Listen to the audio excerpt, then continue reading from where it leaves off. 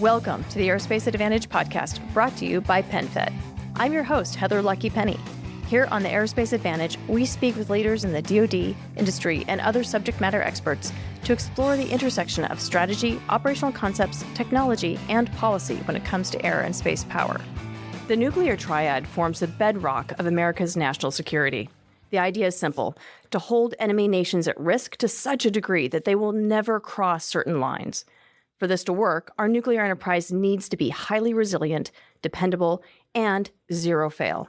It comes down to the fundamentals of effective deterrence, which demands that an enemy believes you have the will and the means to execute the mission, no matter what. We normally focus on the weapons portion of the nuclear enterprise: intercontinental ballistic missiles based in the United States, submarine-launched ballistic missiles, and air-launched weapons from bombers and fighters. And while these weapons and capabilities are obviously critical, the ability to use them reliably, securely, in an incredibly safe command and control system, what we call nuclear command, control, and communications, NC3 for short. People often take that part of the enterprise, however, for granted because it's largely invisible. I mean, underground cables, computers, communications links, and a very few specialized aircraft and satellites are the backbone of this mission function. But it's not like we see those things at air shows or on promotional posters. Most of us just trust that they exist and they'll function as required. But that doesn't mean we should blindly take the NC3 system for granted.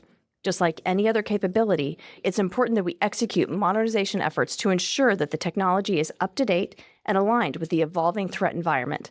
This isn't just an area where sort of good enough should be accepted. We need to be all in. And that's what we're going to explore today: America's NC3 system, the strategy, the operational concepts, and the technologies that underpin it. We're also going to discuss how to modernize the system as part of a broader triad reset. So we're really fortunate to have Jen Boots Reeves as part of this conversation. As you know, she served in the ICBM world, both as an operator and a wing commander. Boots, it's great to have you back. Well, I am so happy to be here and so happy to talk about this. Us too, because it's a really important topic. And we also have Chris Adams with us from Northrop Grumman, where he serves as a sector vice president and general manager of their Strategic Space Systems division. And this is really important because while Boots and I can talk about the theory behind NC3 and Boots specifically how it operates, Chris and his team are part of the experts that actually build and sustain it. So Chris, welcome. We're grateful to have you here today. Happy to be here.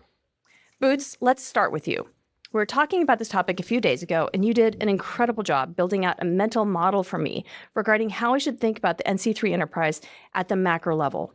Would you mind sharing that with our listeners? I mean, it's complex, and I want to make sure that folks have a good model in their minds before we dive into the technologies. Absolutely. Love to do it. Okay, so the first thing, the bottom line, what I want people to walk away with is this. NC3 is a complex web of various elements, all of which are important.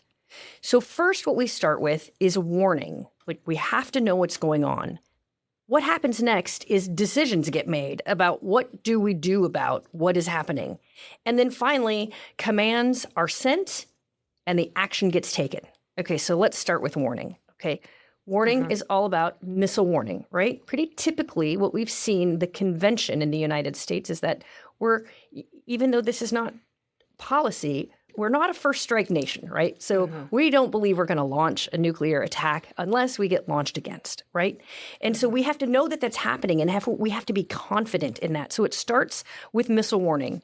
And we go after this concept called dual phenomenology. We want to know from two different types of systems, right? Space-based and ground-based, that no kidding, we are seeing a launch against us. Right? It's to validate that no kidding, an attack is happening and that it's no kidding, a nuclear launch. Absolutely. So we want to be sure because we're not going to just play around with these weapons. Right. We do not want to make a mistake. We want no mistakes in the nuclear enterprise, right? So we want to make sure that we understand what is actually happening in the world in real time. Then all of that goes to the Missile Warning Center, and an assessment is going to take place by the various command and control agencies, including the National Military Command Center, which is in the Pentagon, right? And what ends up happening is a decision loop gets pulled up where, no kidding, the president gets involved. He is the only person, he or she is the only person who can execute nuclear weapons, i.e. give the order to launch. So that person, the president, has to be involved in this. Then what ends up happening is the decision gets made. The decision also, part of that is what we're actually going to execute. There are various options out there in the nuclear world. And then that command gets generated in the proper format and sent out across multiple communication systems to the actual weapons and operators of those weapons who are going to execute them. So, Boots, I want to get this straight. There are really two halves of the system. There's a threat detection, which is more of an intelligence and warning function, and that's really zero mistake. And then there's the decision and command and control element where the president and the other top leaders respond if circumstances demand it. And this is very time sensitive, right? So do I have this laid out? Yeah, I think you do. I think of it in terms of we have to understand what's going on. And so that is our warning element, right? And then if we're going to take action, right, that's our nuclear element. And then we connect them with decisions and the command and control network, the NC3 network. And that's how we move forward. So we have to, and all of the elements of all of that are wildly important. All of that has to be no fail. Yeah, and so you've talked about the model of how it functions and who the players are and what we do, but the technology really is the crucial underpinning of all of these operations. So, Chris, I'd like to bring you into the conversation. How did we get here from a technological perspective? I mean, this model that Boots just described and how we execute the nuclear command and control functions and all the supporting elements, they extend back to the Cold War days. The short answer here is yes. Early warning and NC3 played a critical role in the Cuban Missile Crisis in the early 60s. This crisis led to a significant expansion of the U.S. nuclear arsenal and a focus on many supporting elements, including the use of the space domain to ensure our nuclear readiness. From a technological perspective, looking back at the crisis paints a clear picture of the realizations that were made that ultimately informed today's NC3 architecture. Think about it, a 13-day political standoff that was only one bad decision away from nuclear Armageddon. You can look at the meeting minutes of President Kennedy and his advisors during that time and see just how hard it was for the president to maintain a clear picture of the events in the Atlantic. Military options for the president to consider, in the worst of cases, were constantly being generated and updated as information flowed. And so, yes, this swirl of activity and the critical need for the president to maintain positive control of the nation's nuclear forces drove many of the lessons learned that underlie today's NC3. So when did the current NC3 system that we rely upon now come into being? You just gave us a really good picture of where we were in the 1960s, the Cuban Missile Crisis, and what drove the recognition for the need to expand the NC3 architecture and enterprise. How much of this is coming from the Cold War, and where are we today? Good question. It's a bit more complex. What we rely on today has really been a culmination of developments and advancements across the entire system over the past 6 decades. It's a little bit of a cat and mouse game with the adversary. It's also important to point out that it's not just about improvement for the sake of improvement. It's about being in front of the adversary and really leaving no doubt in their mind on our capability to respond. The Cold War era was the time we realized the mounting requirements for a dedicated NC3 system. And the full system we rely upon today is made up of many connected and growing multi-domain infrastructures. Part of what makes NC3 so complex is that it's not a single system that was deployed at one point in time.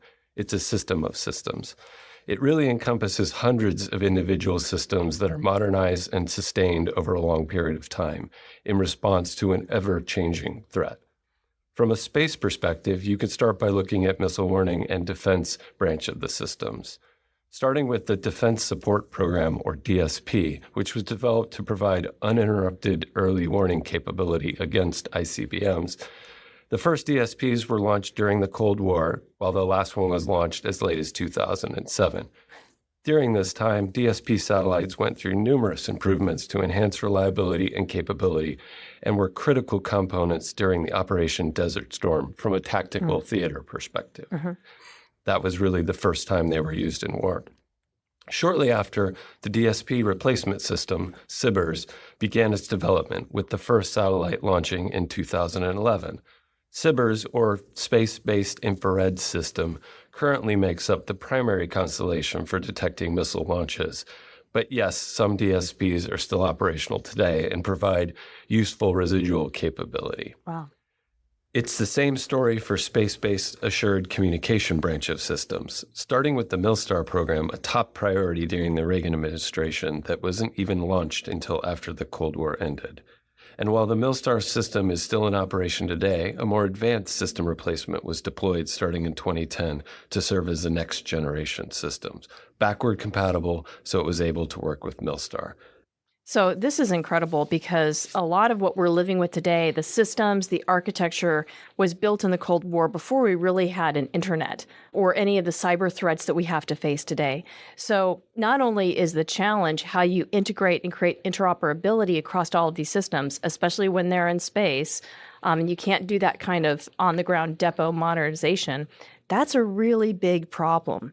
So can you help us understand the mission requirements that were back then and the nature of the threat and how that then shaped the NC3 system, many of which those legacy elements we're living with today? Yeah, it's a great question. Space is a longer cycle because you can't get it back like you can on the ground or in the air. I think it'd be helpful to tackle the question from a then versus now position. Okay, yeah. Really getting at the requirement drivers. So back then, pre-Cold War, early Cold War, we had a single nuclear peer problem, the Soviets at that point. So this limited the geography of the threat. Mm-hmm. It made the attribution problem fairly unique and a lot easier. Simpler, yeah. Today, we face an arena where several nations either openly possess or are believed to have nuclear weapons. But we face a very real two-nuclear peer problem with China's rapid nuclear modernization efforts. The shift from one to multi raises the requirements for survivability and NC3 in many ways. Today, the space domain is also a warfighting domain. Mm-hmm. U.S. space superiority was largely uncontested in the Cold War times. Today, it is heavily contested, and that uniquely changes the NC3 position. Think about the American West, which went from quiet prairies to fiercely contested territory in a matter of decades due to land opportunity, resource exploitation, industrialization, etc. This rapid transition introduced new requirements for ensuring stability on the prairies.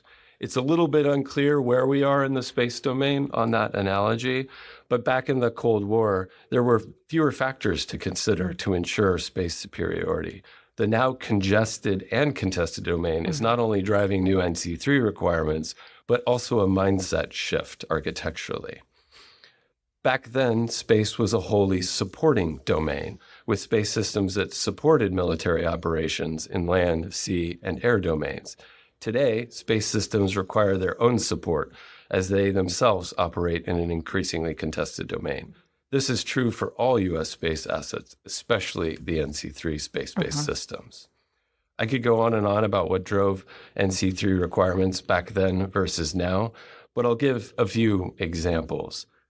Back in the early Cold War days, the fact of and the technology to simply deliver a nuclear weapon was the technology. Contrast that with today, and you have an ever-increasing complexity and sophistication of the delivery systems. They're dimmer, they're faster. That drives a lot of advancements required for the sensors to be able to unambiguously see them, detect them, track them. On the comm side, in the early Cold War days, most of the systems were point-to-point and somewhat uncontested, at least relative to today's standards. Today, everything is hyper-connected, and cyber is a real threat. So there's a lot more attack surfaces relative to the security and assurity of the comm systems themselves. Some will say if everything is connected, nothing is secure. I think this is somewhat true and really important when you talk about NC3 systems. What needs to be connected to what, and what do you want to make sure doesn't get connected? Again, all tying back to that communication assurity. So these new requirements are a clear signal that now is not the time to pull our foot off the gas in investing and modernizing in our NC3 systems, particularly our space-based NC3 systems. And it's certainly not the time to consider a pivot to unproven systems for a no-compromise mission.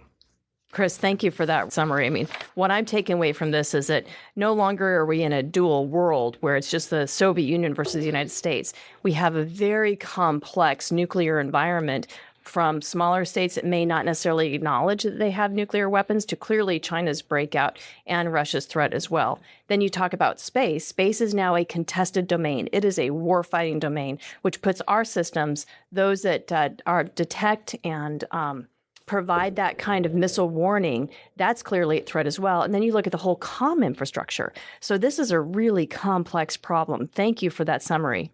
Boots, you were a young operator and then later a wing commander within the NC3 construct. So I'd really like to hear your perspective. Absolutely. So when I think about nuclear weapons, we used to use this phrase, and we still do. It's still used there. Of course, I'm just not there. And it's called safe, secure, and reliable, right? We always look at them through the lens of safety, security, and reliability, right? All those three things need to be optimized. When I think about NC3, my number one thing is reliability. We have to make sure that those messages get through. And so what does it take for those messages to get through? What does it take in terms of the system, the technology, what's put together today? What are we looking for tomorrow to ensure the reliability of those messages? So I think about redundancy, right? You have to have various options in case something falls out for whatever reason in real time. You have to have redundant options that can help pick up the slack, as it were. Because, right, without the NC3, there's no way to get that order to the dispersed force. And remember, we've got the nuclear triad that we already talked about. And the reason that the triad is so relevant is because each of them offers something different in terms of being quick, being on alert right now and can launch within moments, but only if that communications order gets to them, telling them to do the right thing. So I would say that the redundancy is most important to underpin reliability. And if we're going to modernize, and we need to modernize, Yes. we have to make sure that it is being done holistically, because everything is interconnected, right? So we have to make sure as we bring something new on board that it can still be backwards compatible with what is not new and what already exists. Yes, interoperable, and at the same time, like you said, not just reliable, but secure as well, because not only do we need to ensure that those communications get out to those forces, whether or not it's the survivable forces in the field, the ICBM fields, the sneaky forces in the submarines, or the maneuverable forces within the bombers, that all needs to be reliable and secure. And it's not just about getting the message out, it's ensuring that it doesn't get hacked. So there's no spurious messages as well. Absolutely. So Chris, clearly this is a very classified subject because it is so crucial to our security. But can you best describe in an open environment what the construct or the vision is for the next generation NC3? Sure. Fundamentally, the construct for the future NC3 really hasn't changed through the decades. The fundamental idea is to ensure that the use of nuclear weapons is associated with unique attribution, is always deliberate and controlled, and functions under the direst conditions with zero gap or vulnerability, as both of you have said. Examples of this are during or after a nuclear attack, unfortunately. Next Gen NC3 is performing for the same macro level mission. From a structural construct point of view, the mission is best satisfied from a bird's eye view. Our perspective is that's a space bird, not an air bird, in order to see the entire joint domain. Yeah. But even at just the space layer, the next Gen NC3 mission requires shaping across distributed architectures for a system of systems solution. And we talked a little bit about the individual systems, but let's go a little bit deeper into that as we look at what needs to happen in the future. First of all, we talked about the advancing threats, right? Yeah. Primarily the delivery systems. This will likely require advancements to the sensor technology to improve their effectiveness, as well as their resiliency, adaptability to other emerging threats. We also need to maintain the integrity and functionality of critical communications by increasing their survivability. And then lastly, we need to continue to enhance the functional capacity, the speed, and the efficiency of the data processing. A lot of this also has to do with the economics, really getting the most out of the systems that we're procuring, as opposed to necessarily making them better. It helps with speed and efficiency. And that's just to name a few. The underlying piece here is really crucial. It's ensuring that we are modernizing, advancing, and sustaining every facet of the system without leaving any gaps along the way. Again, this is about staying ahead, not just being better for the sake of being better, and leaving no doubt in our adversary on our ability to respond at any point in a potential transition. So we have to consider when, where, and how we want to deploy the next generation systems incrementally and carefully so we don't leave any vulnerabilities. A good analogy is grabbing the next ring on the playground before letting go of the last one. I'm really glad you said that, because something that you mentioned earlier about we cannot afford to have the vulnerabilities of unproven systems. So I really like that analogy of making sure you grab that next ring. They need to be mature, they need to be reliable, and we need to know that they will execute the function and the missions and the communications necessary to have that safety, security, and reliability. Manage your money on your time with 24/7 digital banking on the PenFed mobile app. Easily make payments, transfer funds, and deposit checks through mobile deposit. That's music to my ears. Learn more at penfed.org. Federally insured by NCOA.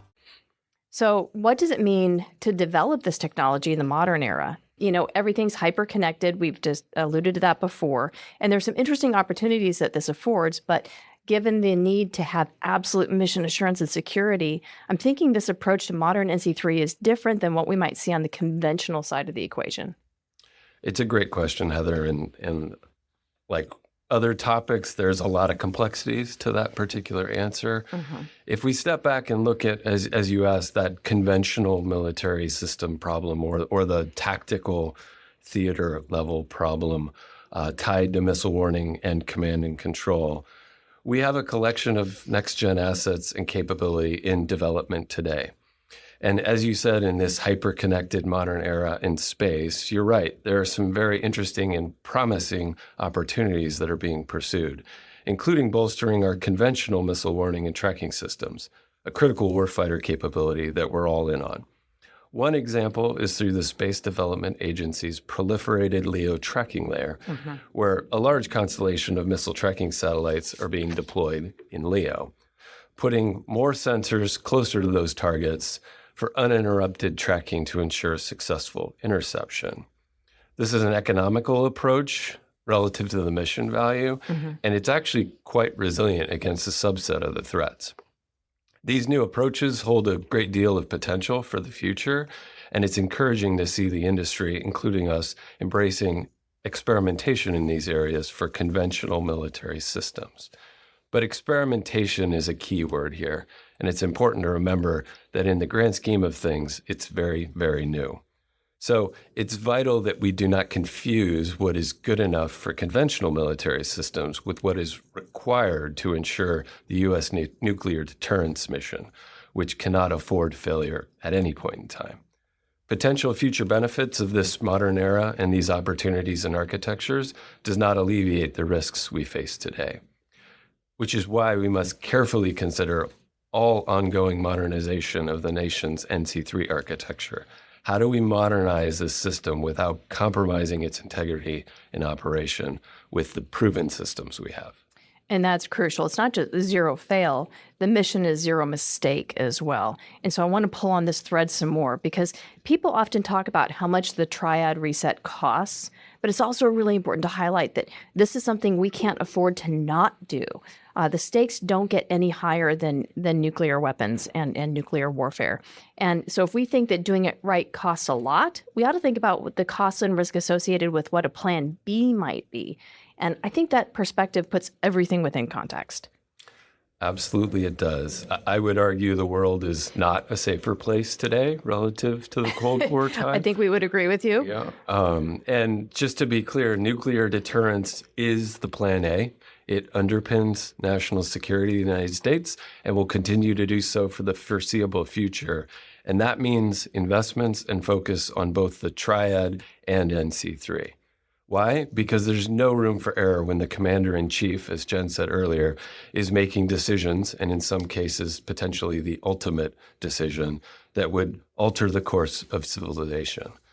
That really needs to sink in. Alter the course of civilization. Yeah. Launch is literally the last resort. Anything that disrupts our immediate access to accurate information that is reliable beyond a shadow of a doubt is a grave threat to humanity. How do you really put a dollar figure on that? I think it's priceless. I would agree, but obviously at some point we have to pay the bills for the reset. Yeah. The reality is the NC3 systems have zero margin for error. Every second is critical with nuclear command and control, and no fail requires the absolute best. A really good analogy is perhaps the Olympics. Every athlete that goes to the Olympics is the best of their sport. But then there are those athletes that are the best of all time. Katie Ledecky, Michael Jordan, to name a few. They're in a class all of their own. They deliver flawless athletic performances every time under all conditions. And the investments they made along the way to master their craft and guarantee immaculate performance were tremendous, life-consuming. That's exactly what these space-based NC3 systems must be. They surpass even the highest bars constantly, refining what being the best means, and that requires mastery.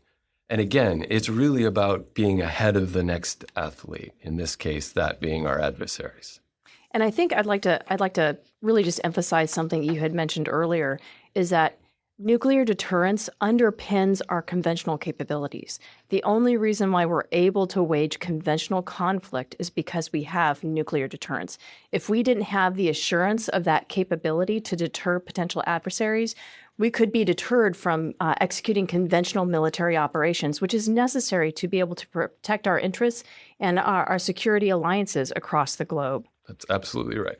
So, Boots, it's no secret that when defense leaders talk about juicy fat targets in space, part of what they're highlighting is the NC3 architecture. I mean, that's a very desirable target, right, for adversaries. So it seems like everything being proliferated these days in a disaggregated model. Why aren't we pursuing this with NC3 right now? Well, I am with Chris on this one. The key thing is that we're just figuring out how things are going to look with P-LEO, right, with our proliferated LEO constellations. And we can't afford to take the risk with our NC3 assets. We simply can't. Also, let's think about it in these terms. There are plenty of other ways to protect our assets besides disaggregating them, right? One of my coworkers uses this great analogy that a carrier battle group is a big, fat, juicy target, but that doesn't mean we don't have them. We add things to protect them when it's time to protect them. And we can do the same thing in space. We just have to look at these larger, exquisite systems that are proven, that we need more of, that we need to recapitalize. We need to look at them from a different lens and not experiment on them in P-LEO. We're doing that with plenty of other systems. We will learn what the unintended consequences are, what the downstream effects are that we're not quite thinking about yet, that you don't know what you don't know until when you move to a new architecture. You know, I think this is also really interesting too, because not only are we figuring out disaggregated architectures within the P-LEO orbit, but also the reason why it's LEO is because it's low Earth orbit, and that could potentially create greater vulnerabilities because it's easier to reach in terms of a counter space capability, right? Yeah, I mean, I think there are trade-offs in all the orbital regimes, right? But there's a reason we put nuclear command and control satellites in GEO. There are very useful and unique things about the GEO orbital regime. They're there for a reason. And so instead of just setting that aside and saying, well, we'll figure it out and rejigger it all and put it into a P-LEO constellation, instead of doing that experimentation on an NC3 asset, constellation of assets. Figure it out with conventional capabilities first. Right. And then let's protect our assets in GEO in ways that they need to be protected, right? They can be hardened. We can ensure that encryption on the signals is happening appropriately such that the signals are more resilient. All of those things, there are multiple things that we can be doing to protect those assets in GEO and still use that orbital regime, which is, to this point, we've decided is the best one for this mission. Yeah, well, it's the unblinking eye. So is the notion of time part of this too, that we need to keep moving and we would take on extra risk by restudying the issue and re-architecting something entirely new? We've talked about risk of unproven technologies that with PLEO, but what else could be at stake here? Well, so the answer to your question is yes, time is a factor, right? So as these assets age out, they need to be replaced, right? We're seeing that right now in the entire nuclear enterprise, that we have studied and pushed the recapitalization off to the right over and over again. And now That sounds familiar. I know. And now here we are where everything needs to be recapitalized. Like, we've done so many studies and we keep coming back to the same answer, that it needs to be recapitalized. So here we are. If we want to study it, I mean, sure, let's have another study, but don't sacrifice recapitalizing right now when we need to ensure the continuity of these assets and the capabilities. That's my thought. We don't have the time for it. It's been studied multiple times. We need to recapitalize not just the three legs of the triad, but NC3 as well. Yeah, well, and then these GEO satellites, I mean, they are mature, they're proven. We understand the architecture, we understand the approach. We just simply need to modernize that equipment, because we can't keep these older satellites and rely on them for extended periods of time. We're already beyond the life cycle. Well, and what's happening is as you modernize one leg of the triad, NC3 connects to all legs of the triad, right? And so it needs to be brought up to speed with the other legs as well, right? Because they're all interconnected. Yeah. And so you can't have the super, super old stuff with the brand new stuff. You have. That's a really great point. Chris, I'd like to bring you in on this because Northrop has feet in both camps. You do these larger exquisite satellites, but you're also working on the smaller PLEO satellites too. Yeah, if you look at our company's space legacy, we've been developing and deploying technology and capabilities for space missions since really the dawn of the space age. So yeah, we've got a history of proven, highly sophisticated satellites that we're incredibly proud of. Just recently, we launched the ASBM satellite that hosted a MILSATCOM payload. That was a first military system on a commercial bus, not only commercial, but an international satellite, figuring out how to do that economically and meeting all of those complex requirements associated with that mission. Well, we're also a leader in the new architectures with a very firm foot in the government PLEO market.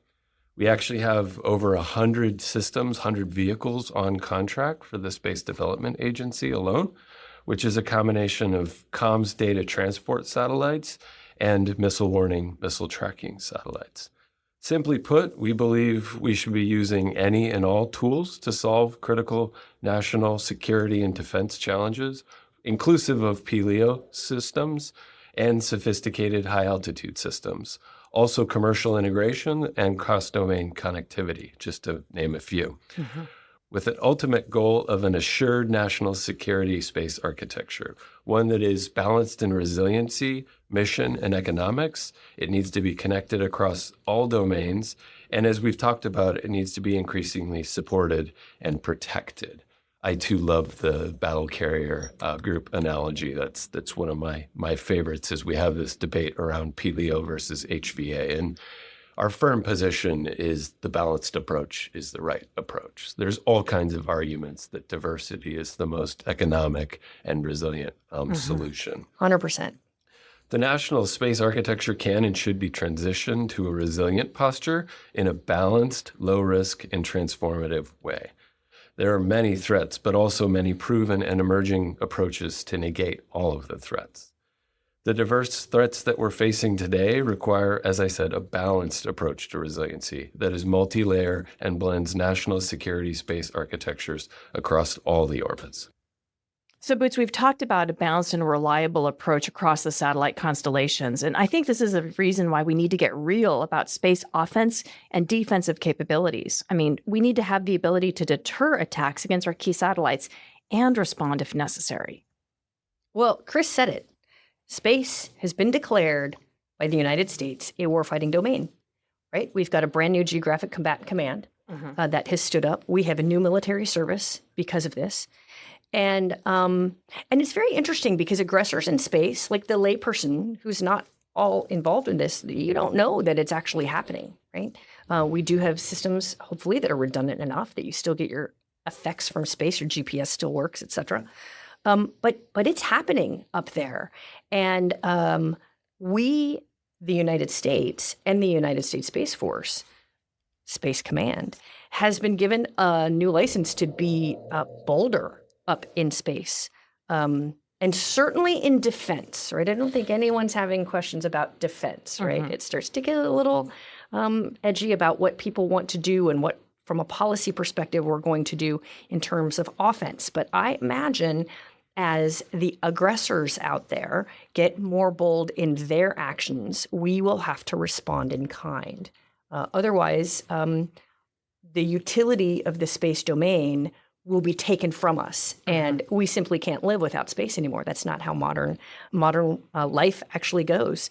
So I do think in the future, and maybe closer in the future, we're going to see some offensive action that is going to happen, and it's going to be necessary to ensure that we're maintaining our primacy and our ability to use the domain for our own purposes in the United States, our friends and allies. Yeah, and just to be clear, we can't go back in time. I mean, space is a contested domain, and that means offensive and defensive capabilities are necessary to be able to assure what we rely on in space. If you don't have space, I mean, you kind of don't have much of anything. So if you don't mind, I'd like for both of you to pull out your crystal ball. What does program success look like for NC3 in the future? Where should we be in a few years, and how should folks grade that homework? So, Chris, let's start with you, and then Boots. Sure. I really like this question. I didn't bring my crystal ball, though, so I'll do my best. Magic 8 Ball works too. Yeah, perfect. So obviously, a lot of this conversation has started with and needs to continue around the word affordable, right? That fundamentally is driving a lot of the conversation today with flat budgets and increasing threats. There's just headwinds. So the architecture has to be affordable.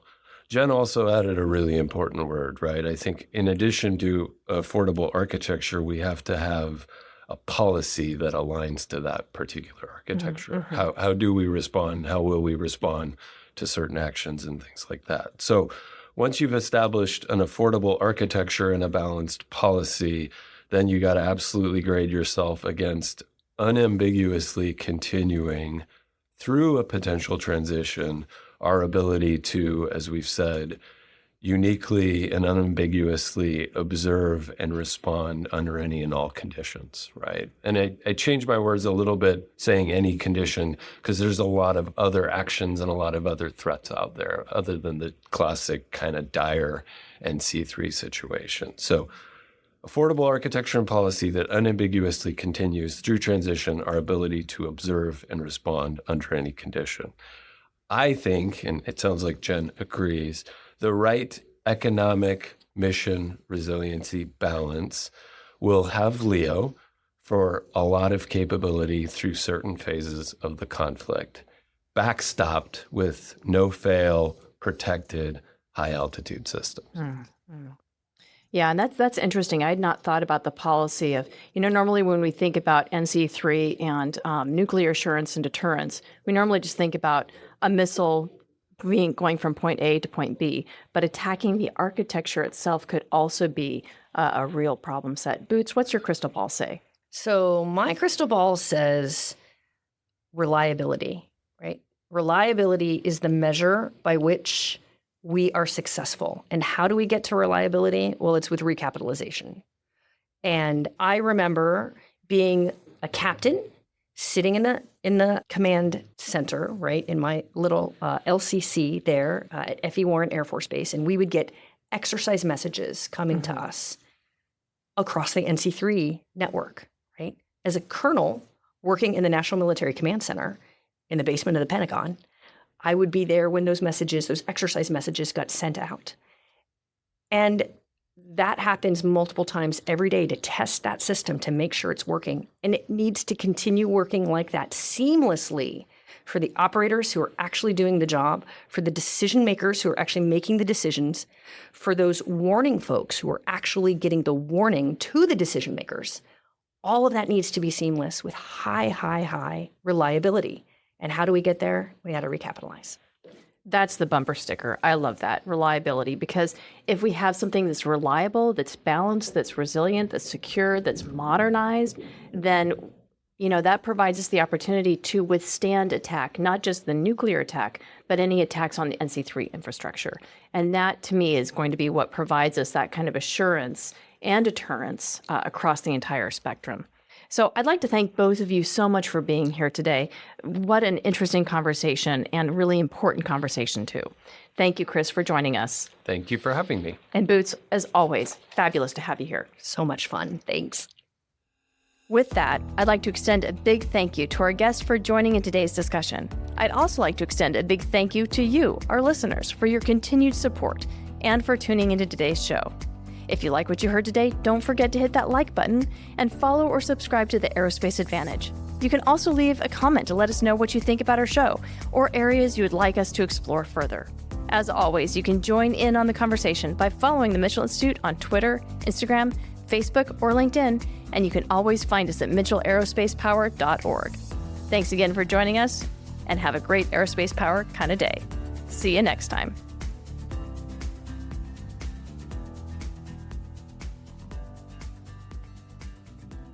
My first assignment as a brand new baby second lieutenant was at the 2nd Space Warning Squadron operating the Defense Support Program. Oh, that's when it was amazing. And then I rolled back to get to be a squadron commander in the same place when SBIRS was coming online. So I got to see both sides of that coin.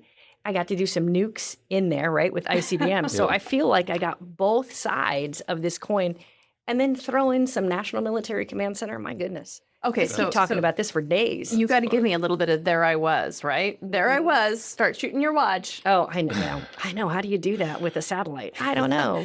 There I was, living in a hole. Exactly, with our fuzzy bunny slippers. That's what we talk about, being there in our fuzzy bunny slippers. Well, I hear, what was it? If the crew that was coming after you was on your bad side, you'd actually burn popcorn in the microwave before you left. Oh, it could be terrible down there, right? Because these capsules are 80 feet below ground and they're encapsulated, right? It's in the word.